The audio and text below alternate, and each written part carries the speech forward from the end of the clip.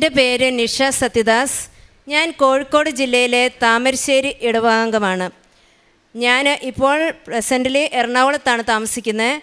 കാരണം എൻ്റെ husband central പോലീസിൽ SI ആയിട്ട് ജോലി എടുക്കുന്നതുകൊണ്ട് ഞാൻ വിവിധ സ്ഥലങ്ങളിൽ ക്വാർട്ടേഴ്സുകളിൽ താമസിക്കുന്നതുകൊണ്ട് സ്വദേശത്ത് ഒരിക്കലും താമസിക്കാൻ സാധിച്ചിട്ടില്ല. എൻ്റെ മകനും മകളും ഞങ്ങളുടെ ഒപ്പം തന്നെ ക്വാർട്ടേഴ്സിൽ താമസിക്കുന്നു. ഞാൻ 2022 ഏപ്രിൽ 5 തീയതിയാണ് ഇവിടെ വന്ന് ആദ്യമായി ഉടമ്പടി എടുത്തത്. ഞാൻ ഉടമ്പടി 2022 എടുത്തതെങ്കിൽ കൂടെ എനിക്ക് ആദ്യമായി നടന്ന അത്ഭുതം 2022 അമ്മ മാതാവിൻ്റെയും ഈശോ തിരുക്കുമാരൻ്റെയും വലിയ അത്ഭുതം വഴി എനിക്ക് 2021 വലിയൊരു അത്ഭുതം നടന്നു. കാരണം എൻ്റെ ഭർത്താവ് ഒറീസയിൽ അന്നേരം ജോലിയിലായിരുന്നു. ആ സമയത്ത് ഞങ്ങൾ നാട്ടിലോട്ട് പോരണമെന്നാണ് ആഗ്രഹിച്ചിരുന്നത് പോസ്റ്റിംഗ് വന്നപ്പോൾ.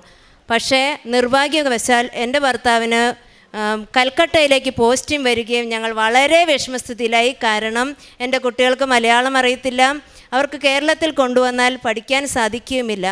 ആ അവസരത്തിൽ എന്നോട് എൻ്റെ ഒരു ചേച്ചി പറഞ്ഞു, ഇങ്ങനെ ഒരു കൃപാസനത്തിൽ ഒരു ജോസഫ് അച്ഛൻ നയിക്കുന്ന ചൊവ്വാഴ്ച ഉടമ്പടി ധ്യാനമുണ്ട്, ആ ധ്യാനത്തിൽ യൂട്യൂബിൽ കൂടെ കേൾക്കുക, നേരിട്ട് വന്ന് കേൾക്കാൻ സാധിക്കുകയില്ല, എങ്കിലും യൂട്യൂബിൽ കൂടി കേൾക്കുക, രാവിലത്തെ പ്രാർത്ഥനയും വൈകുന്നേരത്തെ സായങ്കാല പ്രാർത്ഥനയിലും പങ്കുകൊള്ളാമെന്ന് പറഞ്ഞു. അതുവഴി ഞാൻ എല്ലാ ചൊവ്വാഴ്ചകളിലും ധ്യാനം കൂടാൻ തുടങ്ങി. അങ്ങനെ 1 മാസം പിന്നിട്ടു. പക്ഷേ എൻ്റെ ഭർത്താവിന് കൊൽക്കട്ടയിൽ നിന്നുള്ള മാറ്റം തിരിച്ചു കിട്ടിയില്ല. ഞാൻ 9 ദിവസം തുടർച്ചയായിട്ട് രാവിലെയും വൈകുന്നേരവും കൃപാസനം മാതാവിൻ്റെ ഉടമ്പടി പ്രാർത്ഥനയും സായന്താന പ്രാർത്ഥനയും ചെല്ലിയത് വഴി 9-ാം ദിവസം അത്ഭുതകരമായി കേന്ദ്ര ഗവൺമെൻറ്റിൽ നിന്നും എൻ്റെ ഹസ്ബൻഡിന് ചെന്നൈയിലോട്ട് മാറ്റം കിട്ടി. ചെന്നൈയിലോട്ട് വരണമെന്നായിരുന്നു ഞങ്ങൾ ആഗ്രഹിച്ചിരുന്നത്. കാരണം അത് ചെന്നൈയിൽ ട്രെയിനിങ് അക്കാദമിയിൽ ഇൻസ്ട്രക്ടറായിട്ട് ജോലി എടുക്കണമെന്നായിരുന്നു എൻ്റെ ഭർത്താവിൻ്റെ ആഗ്രഹം. അങ്ങനെ വളരെ വലിയ ഒരു അത്ഭുതം മാതാവ് വഴി ഞങ്ങൾക്ക് ലഭിച്ചു. അങ്ങനെ ചെന്നൈയിൽ ഞങ്ങളുടെ ജീവിതം ആരംഭിച്ചു. മോൻ 10ാം ക്ലാസ്സിൽ വലിയ നല്ല സ്കൂൾ ടോപ്പറായിട്ടൊക്കെ മാർക്ക് നേടി വിജയിച്ചു. അങ്ങനെ ഇരിക്കുമ്പോൾ 2022 ഞങ്ങൾ ലീവിന് വന്നപ്പോൾ ഒരു വീട് വെക്കണമെന്ന് ഞങ്ങളുടെ വലിയ ആഗ്രഹമായിരുന്നു. അതിനായി ഞങ്ങളൊരു സ്ഥലം മേടിച്ചു. അങ്ങനെ വീട് വെക്കുമ്പോൾ നമുക്കറിയാം ആദ്യമായിട്ടൊരു കിണർ വേണമല്ലേ. അപ്പോൾ കിണർ കുത്താൻ വേണ്ടിയിട്ട് ഞങ്ങൾ ആൾക്കാരെ വിളിച്ചു. കിണർ കുത്തിയപ്പോൾ ഞങ്ങൾക്ക് കിട്ടിയത് വെള്ളത്തിന് പകരം അടിയിൽ പാറയായിരുന്നു, കരിമ്പാറകളായിരുന്നു. അപ്പോൾ ഞങ്ങൾ വിഷമിച്ചു. ഞങ്ങൾ ഒരുപാട് ആൾക്കാരെയൊക്കെ ആശാരിമാരെ വിളിച്ച് കാണിച്ചു കൊടുത്തു. അപ്പോൾ അവർ പറഞ്ഞു അടുത്തൊരു സ്ഥലത്ത് കൂടെ കിണർ കുത്തി നോക്കാം. അങ്ങനെ ആ കിണർ മൂടി 2ാമതൊരു സ്ഥലത്ത് ഞങ്ങൾ കിണർ കുത്തി. നിർഭാഗ്യവശാൽ അവിടെ അതിനെ കഴിഞ്ഞും ഭയങ്കരമായ പാറക്കെട്ടുകളാണ് ഉണ്ടായത്. ആ ദിവസം, അന്നത്തെ പാറ കണ്ട ദിവസം എൻ്റെ മമ്മി എന്നോട് പറഞ്ഞു, കൃപാസനം അമ്മയുടെ വകയായിട്ട് നിങ്ങൾക്ക് വലിയൊരു അനുഗ്രഹം കഴിഞ്ഞ വർഷം ഉണ്ടായി. പക്ഷേ നിങ്ങൾ വന്ന് അതിന് നന്ദി പറയുകയോ വന്ന് ഉടമ്പടി എടുക്കുകയോ ഒന്നും ചെയ്തില്ല എന്ന് പറഞ്ഞപ്പോൾ ഞാനും പെട്ടെന്ന് തന്നെ എനിക്ക് മനസ്സിലായി, എനിക്ക് ഇവിടെ മാതാവിൻ്റെ അടുത്ത് എത്തണമെന്ന് മാതാവിൻ്റെ ഒരു നിയോഗമാണെന്ന്. ആ രാത്രിയിൽ തന്നെ ഞങ്ങൾ വളരെ വിഷമസ്ഥിതിയിലായിരുന്നു. 2 കിണർ കുത്തി പാറ കണ്ട അവസ്ഥ എല്ലാവർക്കും മനസ്സിലാകും. എങ്കിലും ഞങ്ങൾ രാത്രി തന്നെ അവിടുന്ന് പുറപ്പെട്ടു. രാവിലെ ഇവിടെ എത്തി. ഒത്തിരി ജനങ്ങളുണ്ടായിരുന്നു. അന്നും ക്യൂവിൽ നിന്ന് ഉടമ്പടി എടുത്തു, ക്ഷമയോടെ നിന്നു. ഉടമ്പടി എടുത്ത് ഇവിടെ നിന്ന് പോയി 3-ാം ദിവസം ഞങ്ങൾ മറ്റൊരു കിണർ കുത്തി വെള്ളം കണ്ടു എന്നത് വളരെ വലിയ അത്ഭുതകരമായൊരു അമ്മയുടെ ഇടപെടലാണ്. കാരണം 2 കിണർ കുത്തി കരിമ്പാറ കണ്ട ഒരു സ്ഥലത്താണ് 3ാമതൊരു കിണർ കുത്തി ഞങ്ങൾക്ക് വെള്ളം ലഭിച്ചത്. അങ്ങനെ ഇരിക്കെ ഞങ്ങൾ തിരിച്ച് വീണ്ടും ചെന്നൈയിലെത്തി. വീടൊന്നും വെച്ചില്ല. ചെന്നൈയിലെത്തി. മോന് +2 പഠിക്കുകയായിരുന്നു. അപ്പം അവൻ 10ാം ക്ലാസ്സിൽ വളരെ നല്ല മാർക്ക് ലഭിച്ചു. +1 വളരെ നല്ല മാർക്ക് ലഭിച്ചതുകൊണ്ട് ഞങ്ങൾ വിചാരിച്ചു അവൻ +2 ഉന്നത വിജയം കരസ്ഥമാക്കുമെന്ന്. അങ്ങനെ അവൻ്റെ റിസൾട്ട് വന്നു. +2 എക്സാമിന് ശേഷം ഞങ്ങളുടെ എല്ലാം പ്രതീക്ഷയെ തകിടം മറിച്ച് അവന് മാത്സിന്, അവന് ഏറ്റവും എളുപ്പമുള്ള വിഷയത്തിന് അവന് വളരെ കുറഞ്ഞ മാർക്ക് ലഭിക്കുകയും അത് മുഖേന അവൻ്റെ പെർസെൻറ്റേജ് വളരെ കുറവാകുകയും ചെയ്തു. അവൻ വളരെ വിഷമത്തിലായി. സ്കൂളിലെ ടീച്ചേഴ്സും ഞങ്ങളൊക്കെ വളരെയധികം വിഷമത്തിലായി. ഇവൻ പറഞ്ഞു, ഇനി ഞാൻ പഠിക്കുകയില്ല, ഞാൻ എത്ര പഠിച്ചിട്ടും എനിക്ക് മാർക്ക് കിട്ടിയില്ലല്ലോ എൻ്റെ ഏറ്റവും ഇമ്പോർട്ടൻ്റായ സമയത്തെന്ന് ഇവനും പറഞ്ഞു. ആ അവസരത്തിൽ ഞാൻ വീണ്ടും അവനോട് പറഞ്ഞു, വിഷമിക്കേണ്ട മോനെ, നമുക്ക് മാതാവിൻ്റെ അടുത്ത് പോകാമെന്ന് പറഞ്ഞ് അവനെയും കൊണ്ട് ഇവിടെ വന്നു. ഞാൻ എൻ്റെ ആദ്യത്തെ ഉടമ്പടി പുതുക്കി തിരിച്ചു പോയി. അവന് +2 കഴിഞ്ഞ് ഒരു കോളേജിൽ ചേർക്കുന്നതിന് പകരം ഞങ്ങളൊരു എൻട്രൻസ് കോച്ചിന് വിട്ടു. അവനൊരു എൻജിനീയർ ആകണമെന്നായിരുന്നു അവൻ്റെ വലിയ ആഗ്രഹം. അങ്ങനെ എൻട്രൻസ് കോച്ചിങ്ങിന് കോഴിക്കോട് ചേർത്ത് ഞങ്ങൾ തിരിച്ച് ചെന്നൈയിൽ പോയി. അവൻ ഹോസ്റ്റലിൽ നിന്ന് പഠിച്ചു.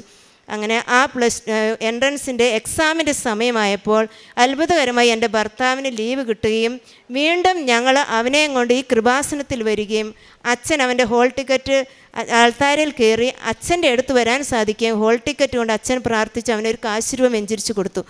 അവന് വിശ്വാസത്തോടെ ആ കാശുരൂപവും കഴുത്തിൽ തൂക്കി എക്സാം എഴുതാൻ പോയി വെഞ്ചരിച്ച ഹോൾ ടിക്കറ്റുമായിട്ട്. അത്ഭുതമെന്ന് പറയട്ടെ, അവൻ എഴുതിയ എല്ലാ എക്സാമിനേഷനും അവൻ ക്വാളിഫൈ ആയി. അവന് കേരള എഞ്ചിനീയറിംഗ് ടെസ്റ്റുകൾ എത്രയൊക്കെ അവൻ എഴുതിയോ എല്ലാത്തിലും അവൻ വിജയിച്ചു. കേന്ദ്രത്തിൻ്റെ CUET എന്ന് പറഞ്ഞ എക്സാമിൽ വിജയിച്ചു. കുസാറ്റിൻ്റെ എക്സാമിൽ അവൻ വിജയിച്ചു. അങ്ങനെ ഗവൺമെൻറ് സീറ്റുകളുടെ ഒരു പെരുമഴ തന്നെയായിരുന്നു അവന് കിട്ടിയത്. അവന് +2 മാർക്ക് കുറഞ്ഞത് അവന് ഇത്രയും വലിയൊരു ഉയർച്ച തരാൻ വേണ്ടിയിട്ടാണെന്ന് ഞങ്ങൾക്ക് അപ്പോഴാണ് മനസ്സിലായത്. അത് മാത്രമല്ല, അവന് ഇമ്പ്രൂവ്മെൻ്റ് എക്സാം ആ വർഷം എഴുതുകയും അവന് 92% മാർക്ക്, അവന് 80% നിന്ന് മാതാവ് അവന് 92% മാർക്ക് കൊടുത്ത് അവന് വളരെ ഉയർന്ന വിജയം കൊടുത്തു. അവന് ഈ ഗവൺമെൻറ് സീറ്റ് കിട്ടാൻ വേണ്ടിയിട്ടായിരുന്നുവെന്ന് പിന്നീടാണ് ഞങ്ങൾക്ക് മനസ്സിലായത്. മാതാവേ ഒരുപാട് നന്ദി. അതിനുശേഷം എൻ്റെ മോൾക്ക് ഇപ്പോൾ 12 വയസ്സായി. ഞങ്ങൾ 10 വയസ്സ് മുതൽ ആദ്യ കുർബാന അവൾക്ക് കൊടുക്കണമെന്ന് ഞങ്ങൾ ആഗ്രഹിച്ചുകൊണ്ടാണ് ഇരുന്നത്. പക്ഷേ ഭർത്താവിന് പോസ്റ്റിംഗ് കൊണ്ടും ലീവിൻ്റെ സാഹചര്യങ്ങൾ ഒത്തുവരാത്തതുകൊണ്ടും ഞങ്ങൾക്ക് ഒരു അനുകൂല സാഹചര്യങ്ങൾ ഉണ്ടായില്ല.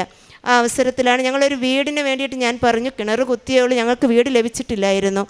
ആ സമയത്ത് ഞങ്ങൾ കഴിഞ്ഞ വർഷം ലീവിന് വന്നപ്പോൾ ഞങ്ങളുടെ അടുത്തുള്ള ഒരു ചേട്ടൻ അവിടെ ഒരു വീടിൻ്റെ പണി നടത്തുന്നുണ്ടായിരുന്നു. അപ്പോൾ ആ ചേട്ടൻ ഞങ്ങളോട് പറഞ്ഞു, നിങ്ങളുടെ സ്ഥലം ഞങ്ങൾക്ക് തരുമോ ഫ്ലാറ്റ് പണിയാൻ? ഞാൻ പണിയുന്ന വീട് നിങ്ങൾക്ക് തരാമെന്ന്. ഞങ്ങൾ പോയി നോക്കിയപ്പോൾ ഞങ്ങൾ ആഗ്രഹിച്ച് പോണക്ക് തന്നെ ഒരു വീട്, പണിയെല്ലാം തീർന്നു, അകത്തെ പണി മാത്രമേ ചെയ്തിട്ടില്ലായിരുന്നുള്ളൂ. കൃപാസന മാതാവിൻ്റെ അതേ നിറമുള്ള നീലയും വെള്ളയുമുള്ള ഒരു മനോഹരമായ വീട് ഞങ്ങൾക്കായി അവിടെ പണിയുന്നുണ്ടായിരുന്നു. ഞങ്ങൾ വളരെ വേഗം തന്നെ ആ വീട് മേടിച്ചു. അങ്ങനെ തിരിച്ച് ഞങ്ങൾ ചെന്നൈയിലോട്ട് പോയി. അതിനുശേഷം ഈ വർഷം ഞങ്ങൾക്ക് എറണാകുളത്തിന് എൻ്റെ ഹസ്ബൻഡിന് പോസ്റ്റിംഗ് കിട്ടി. അവിടെ വന്നതിന് ശേഷം ഈ വർഷം ഞങ്ങൾ എൻ്റെ ഉടമ്പടിയിലെ ഏറ്റവും വലിയ നിയോഗമായിരുന്നു അപ്പോൾ മോടെ ആദ്യ കുർബാന. അവിടെ ചെന്ന് ഈ കഴിഞ്ഞ മാസം ഞങ്ങൾ നാട്ടിൽ താമരശ്ശേരിയിൽ പോവുകയും പുള്ളിയുടെ പേര് രജിസ്റ്റർ ആദ്യ കുർബാനയ്ക്ക് പങ്കെടുക്കാൻ അവൾക്ക് ആദ്യ കുർബാന കൊടുക്കുവാൻ സാധിച്ചു. അത് വലിയ അത്ഭുതം എന്ന് പറഞ്ഞാൽ, ഞങ്ങൾക്ക് താമരശ്ശേരി ആദ്യമായിട്ട് ഞങ്ങൾ ചെല്ലുന്ന ഇടവകയാണ്. ഞങ്ങൾക്ക് ആരെയും പരിചയമില്ല. 15 വർഷമായിട്ട് ഞങ്ങൾ കേരളത്തിന് പുറത്ത് തന്നെയാണ് താമസിക്കുന്നത്.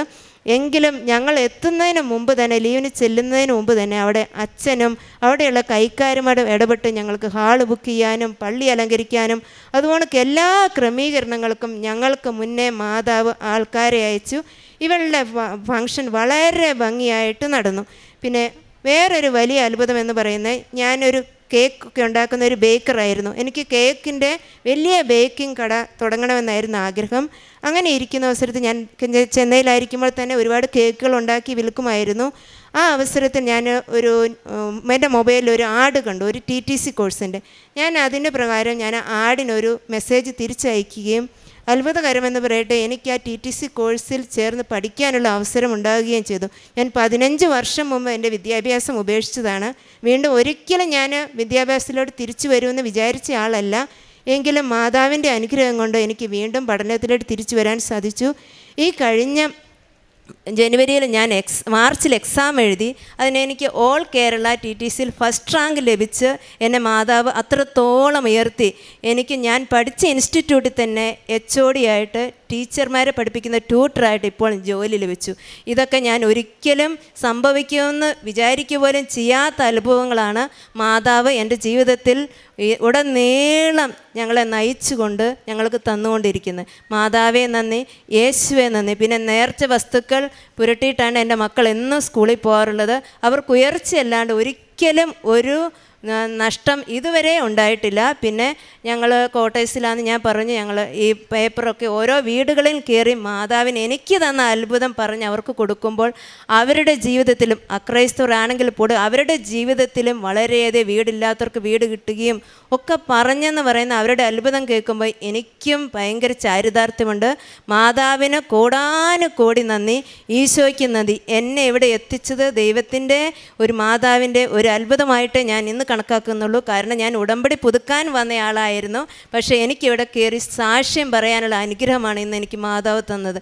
ഇതിൽ പരം ഒരു സന്തോഷവും ഒരു അനുഗ്രഹവും എൻ്റെ ജീവിതത്തിൽ ലഭിക്കാനില്ല. മാതാവിന് 1000 നന്ദി, ഈശോയ്ക്ക് കോടാനുകോടി നന്ദി. യേശുവെ സ്തോത്രം, യേശുവെ നന്ദി, മാതാവേ നന്ദി. പ്രേക്ഷിത പ്രവർത്തനങ്ങൾ ഞങ്ങൾക്ക് അവിടെ അനാഥാശ്രമത്തിൽ ഞങ്ങൾ ഡ്രസ്സുകളൊക്കെ കൊണ്ട് കൊടുക്കാറുണ്ട്. പിന്നെ അത് മാത്രമല്ല, ഭക്ഷണമില്ലാത്തവർക്ക് ഭക്ഷണം ഉണ്ടാക്കി കൊടുക്കാറുണ്ട്. പൈസ ചോദിച്ച് വരുന്നവർക്കൊക്കെ എനിക്ക് അല്പമെങ്കിലും പൈസ കൊടുക്കാനുള്ള ഒരു സാമ്പത്തിക നിലയിലേക്ക് എന്നെ ഉയർത്തുകയും ചെയ്തു മാതാവ്. പിന്നെ ഞായറാഴ്ചകളിലൊക്കെ ഞങ്ങൾക്ക് കുർബാന പങ്കെടുക്കാൻ സാധിക്കുകയുള്ളൂ. കാരണം ഞങ്ങൾക്ക് അവിടെ എങ്കിലും ഞാൻ പരമാവധി ആഴ്ചകളിൽ പറ്റുന്ന സമയത്തൊക്കെ കുർബാനകളിലൊക്കെ പങ്കാളിത്തം ഉണ്ട്. ബൈബിൾ വായന അരമണിക്കൂറെന്ന് അച്ഛൻ നിർദ്ദേശിച്ച പ്രകാരം ആ അരമണിക്കൂർ ഒരിക്കലും മുടക്കിയിട്ടില്ല. രാവിലെയും വൈകുന്നേരവും പ്രാർത്ഥനയും ഞാൻ ഒരിക്കലും മുടക്കിയിട്ടില്ല. മാതാവിൻ്റെ അനുഗ്രഹങ്ങൾ ഒരു പെരുമഴയാണ് ഞങ്ങളുടെ ജീവിതത്തിലുടനീളം ഇന്നോളം ഈ മിനിറ്റിലും എനിക്ക് കിട്ടിക്കൊണ്ടിരിക്കുന്നത്. യേശുവേ നന്ദി, യേശുവേ നന്ദി. മാതാവേ, എനിക്ക് പ്ലസ് ടുവിലൊന്നും ഫിസിക്സ്, കെമിസ്ട്രി, മാത്സിൻ്റെ ബേസിസിലാണ് നമുക്ക് കോളേജിലൊക്കെ എൻട്രൻസ് കിട്ടുന്നത്. അപ്പം എൻ്റെ മാത്സിൽ മാർക്ക് നല്ലോണം കുറഞ്ഞ കാരണം എനിക്ക് എൻജിനീയറിങ് കോളേജസിലൊന്നും വിചാരിച്ച എൻജിനീയറിങ് കോളേജസിലൊന്നും സീറ്റ് കിട്ടിയില്ലായിരുന്നു. പിന്നെ അത് കഴിഞ്ഞിട്ട് അപ്പറാണ് കൃപാസനത്തിലേക്ക് വരികയും ചെയ്യുന്നത്. അത് കഴിഞ്ഞിട്ട് എന്നെ റിപ്പീറ്റിൽ ചേർക്കുകയും എനിക്ക് കുറേ കോളേജസിൽ എനിക്ക് ഗവൺമെൻറ് സീറ്റ് കിട്ടാൻ വേണ്ടി എനിക്ക് അനുഗ്രഹം കിട്ടിയത്. എല്ലാ എക്സാമിനും എഴുതുന്നതിന് മുമ്പ് മാതാവിൻ്റെ എണ്ണ നെറ്റിയായി പഴുത്തുമായിരുന്നു. പിന്നെ കാശ് രൂപം കൊണ്ടായിരുന്നു. അതാണ് എൻ്റെ സ്വന്തം കഴിവും കൊണ്ടല്ല, മാതാവ് എനിക്ക് തന്നതാണ് എൻ്റെ ഈ റിസൾട്ടൊക്കെ എന്നാണ് ഞാൻ ഇപ്പോഴും വിശ്വസിക്കുന്നത്. സങ്കീർത്തനങ്ങൾ 37:5 നിൻ്റെ ജീവിതം കർത്താവിനെ ഭരമേൽപ്പിക്കുക, കർത്താവിൽ വിശ്വാസമർപ്പിക്കുക, അവിടുന്ന് നോക്കിക്കൊള്ളും. നിഷ സത്യദാസ് എന്ന ഈ സഹോദരി മക്കളോടൊപ്പം ചേർന്ന് ഉടമ്പടി ജീവിതത്തിന് ലഭിച്ച തുടർച്ചയായ അനുഗ്രഹങ്ങളെ ഈ അൾത്താരയിൽ സാക്ഷ്യപ്പെടുത്തുന്നു. സഹോദരി പറഞ്ഞു, മകൻ +2 പാസ്സാകുമ്പോൾ അവൻ്റെ മാർക്ക് ഒത്തിരി കുറഞ്ഞുപോയി. അവൻ്റെ എൻട്രൻസിൻ്റെ റിസൾട്ട് വന്നിട്ട് വിചാരിച്ച കോളേജുകളിലൊന്നും അഡ്മിഷൻ കിട്ടാത്ത അവസ്ഥയായി. അപ്പോൾ അമ്മയുടെ തിരുനടയിൽ വന്ന ഉടമ്പടി എടുത്ത് പ്രാർത്ഥിക്കുകയും അവൻ വീണ്ടും ആ പരീക്ഷയൊന്ന് ഇമ്പ്രൂവ് ചെയ്യുവാൻ തീരുമാനിക്കുകയും ചെയ്തു. ഇമ്പ്രൂവ് ചെയ്തതിന് ശേഷം അവൻ്റെ മാർക്ക് 90% മേൽ ഉയരുകയും ഏത് കോളേജിലും അവന് അഡ്മിഷൻ കിട്ടുന്ന വിധത്തിൽ കാര്യങ്ങൾ പുനഃക്രമീകരിക്കപ്പെടുകയും ചെയ്തു. അതാണ് ആദ്യത്തെ സാക്ഷ്യം പറയുന്നത്. നമ്മൾ ഹൃദയഭാരത്തോടു കൂടിയാണ് അമ്മയുടെ അരികിൽ വന്ന് ജീവിതത്തിൻ്റെ തകർച്ചകളെ കൊടുക്കുന്നതെങ്കിൽ അമ്മ നമ്മളെ കാണുകയും ഏറ്റെടുക്കുകയും ഉടമ്പടിയിലുള്ള മക്കളോടുള്ള അമ്മയുടെ ഉടമസ്ഥത അത് അനുഗ്രഹങ്ങൾക്ക് തകർച്ചകൾ മാറി കൂടുതൽ ഉയർച്ചയിലേക്ക് നമ്മളെ നയിക്കുവാൻ തക്കവിധം ഇടപെടുകയും ചെയ്യുന്നതാണ്. അതിൻ്റെ സാക്ഷ്യമാണ് ഈ മകൻ്റെ ജീവിതത്തിൽ ആ മാർക്കുകൾ കൂടി വരുന്നത്, റാങ്കുകൾ മാറി വരുന്നത്, ആഗ്രഹിച്ചിടങ്ങളിലേക്ക് പഠനം മെച്ചപ്പെട്ടു പോകുവാൻ സഹായിക്കുന്നത്. മറ്റൊന്ന് സഹോദരി പറഞ്ഞു, സഹോദരി ഒരു ബേക്കറായി ജീവിച്ച ഒരു വ്യക്തിയാണ്. ഒരു സോഷ്യൽ മീഡിയ ആഡിലാണ് TTC കോഴ്സിനെ കുറിച്ച് കാണുന്നതും അതിൽ പങ്കുചേരുന്നതും. 15 വർഷത്തോളം കഴിഞ്ഞു പഠനമൊക്കെ ഉപേക്ഷിച്ച് ജീവിച്ചു തുടങ്ങിയിട്ട്. ആ സഹോദരിയാണ് ആ TTCയിൽ പങ്കുചേരുക. മാതാവാണ് വഴി നടത്തിയത്. ആ പരീക്ഷയിൽ 1ാം റാങ്കോടുകൂടിയാണ് മകളത് ഫിനിഷ് ചെയ്യുന്നത്. ഇന്ന് ആ പഠിപ്പിച്ചിരുന്ന TTCയുടെ അധ്യാപകരെ പരിശീലിപ്പിക്കുന്ന HOD-ആയി നിയമനം കിട്ടി ആ സർവീസ് ചെയ്തുകൊണ്ടാണ് മകൾ ഈ അൾത്താരയിൽ സാക്ഷ്യപ്പെടുത്തുന്നത്. ഒരുപക്ഷെ ജീവിതത്തിൽ ഒരിക്കലും ഒരു അധ്യാപക ജീവിതം മകൾ കണ്ടിട്ടേയില്ല, സ്വപ്നം പോലും കണ്ടിട്ടില്ല. അങ്ങനെ ജീവിതം മാറിമറിയുമെന്ന് പോലും കരുതിയിട്ടില്ല. നമുക്ക് വേണ്ടി ശുഭകരമായ ഭാവി ഒരുക്കുവാൻ എന്നും ഉടമ്പടി മാതാവ് നമുക്കുള്ള വഴികളെ കാണിച്ചു തന്നുകൊണ്ടിരിക്കും. അത് മകളുടെ വാക്കുകളിൽ മകൾ സാക്ഷ്യപ്പെടുത്തുകയാണ്. ഞങ്ങൾക്ക് ആ ജീവിതം അങ്ങനെ ഒരു ബേക്കർ എന്ന രീതിയിൽ നിന്നും മറ്റൊരു തൊഴിലിലേക്ക് കുറച്ചുകൂടി സുസ്ഥിതിയുള്ള അഭിമാനകരമായ കുറേ പേർക്ക് കൂടി റീച്ച് കിട്ടുന്ന ഒരു ജീവിത സാഹചര്യത്തിലേക്ക് മകളുടെ ജീവിതത്തെ എടുത്തുയർത്തിയതിനെയാണ് മകൾ സാക്ഷ്യപ്പെടുത്തുക. 3 വർഷമായിട്ട് ഇളയ മകളുടെ ആദ്യ കുർബാനയ്ക്ക് വേണ്ടി ആഗ്രഹിക്കുന്നു. പലവിധ തടസ്സങ്ങളാൽ അത് മാറിപ്പോകുന്നു. എന്നാൽ ഈ വർഷം പുതിയൊരു സ്ഥലത്ത് ആദ്യമായി ചെല്ലുന്നിടത്ത് 15 വർഷത്തിലേറെയായി നാട്ടിൽ നിന്ന് പോയെങ്കിൽ കൂടിയും തിരികെ വരുമ്പോൾ യാതൊരു കുറവുമില്ലാതെ ആ മകളുടെ ആദ്യ കുർബാന താമരശ്ശേരിയിലെ ഇടത്ത് നടത്തുവാൻ സാധിച്ചതിനെയാണ് സാക്ഷ്യപ്പെടുത്തിയത്. നമ്മൾ അമ്മയുടെ കരങ്ങളിൽ കൊടുത്ത് ജീവിക്കുന്നവരാണോ, അമ്മ നമ്മുടെ കുറവുകളെയൊക്കെ നിറവുകളാക്കി കൂടുതൽ അത്ഭുതങ്ങൾ, കൂടുതൽ അടയാളങ്ങൾ തന്നുകൊണ്ട് സന്തോഷവും തൃപ്തിയും തന്ന് ജീവിതത്തെ നയിച്ചുകൊണ്ടിരിക്കും. മറ്റൊന്ന് സഹോദരി പറഞ്ഞിരുന്നു, ഒരു വീടിനെക്കുറിച്ച് ഒത്തിരി ആഗ്രഹിച്ചിരുന്നു, പക്ഷേ എത്ര പരിശ്രമിച്ചിട്ടും അത് നടക്കുന്നില്ലായിരുന്നു. അപ്പോഴാണ് ഒരു കൂട്ടർ വന്ന് അവരുടെ സ്ഥലം ചോദിക്കുകയും അവർ ചെയ്തുകൊണ്ടിരിക്കുന്ന വീട് കൈമാറാമെന്ന ഓഫർ വയ്ക്കുകയും ചെയ്യുന്നത്. അത് അങ്ങനെ ഒരു വിചാരം പോലും പോയിട്ടില്ല. അങ്ങനെ ഒരു വീടായി പൂർണ്ണതയോടുകൂടി കരങ്ങളിലേക്ക് കൈമാറുമെന്ന് പോലും ചിന്തിച്ചിട്ടില്ല. നമ്മളെക്കുറിച്ച് അറിയുന്നവൻ നമുക്ക് വേണ്ടി പദ്ധതി ഒരുക്കുന്നവനാണ്. ആ പദ്ധതി എപ്പോഴും കൂടുതൽ നന്മയ്ക്കും മേന്മയ്ക്കുമുള്ളതായിരിക്കും. അതുകൊണ്ട് ആ സ്ഥലം കൈമാറി ഒരു പുതിയ ഭവനം കരങ്ങളിലേക്ക് സ്വീകരിക്കുവാൻ കുടുംബത്തിന് ലഭിച്ച അനുഗ്രഹത്തെയാണ് സാക്ഷ്യപ്പെടുത്തുന്നത്. എത്ര കണ്ട് ഭാരം കുറച്ചു കൊടുക്കുന്നു, അസാധ്യമെന്ന് കരുതിയത് സാധ്യമാക്കി കൊടുക്കുന്നു.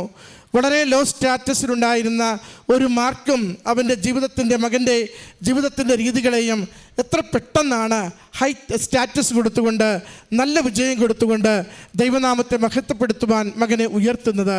അവർ പറയുന്നുണ്ട്, നേർച്ച വസ്തുക്കളായിരുന്നു ഞങ്ങളുടെ ബലം. ഉടമ്പടി തൈലം, ഉടമ്പടി ഉപ്പ്, ഉടമ്പടി കാശുരൂപം, അവ ഞങ്ങളുടെ ജീവിതത്തിൻ്റെ പ്രാർത്ഥനകളിൽ എപ്പോഴും ബലമായിരുന്നു. ഞങ്ങളത് ഉപയോഗിക്കുമ്പോൾ ഞങ്ങൾക്കറിയാം ദൈവിക ഇടപെടലിന് ഇത് കാരണമാവും, ഞങ്ങളെ സഹായിക്കുമെന്ന്. അതിലൂടെ ലഭിച്ച അനുഗ്രഹങ്ങളെ ഈ കുടുംബം സാക്ഷ്യപ്പെടുത്തുന്നു.